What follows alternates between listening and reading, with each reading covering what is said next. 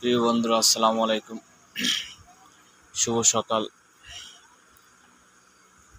সকালবেলা একটা দুঃখজনক বিষয় নিয়ে কথা বলতে চাইছিলাম। বিষয়টা হচ্ছে, যারা বর্তমানে রাস্তায় অটো রিক্সা দিয়ে রোজগার করছেন, তাদেরকে বলছি, আপনারা সবসময় সতর্কতা অবলম্বন করবেন।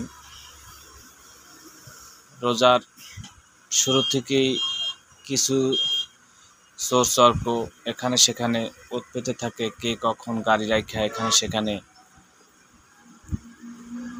আড্ডা দেয় বা অন্য কোনো কোথাও যায়, এমনকি মসজিদে নামাজ পড়াকালীন অবস্থায় এই চোর গাড়ি নিয়ে পালিয়ে যায়।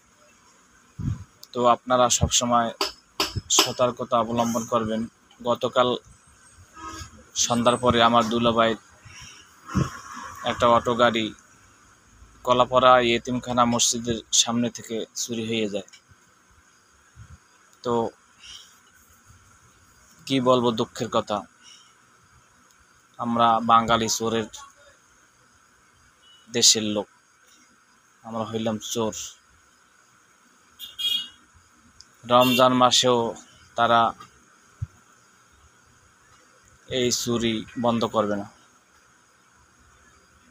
এমনকি নামাজও পড়তে পারবে না। তাই আপনারা যে কোনো অবস্থায় গাড়ি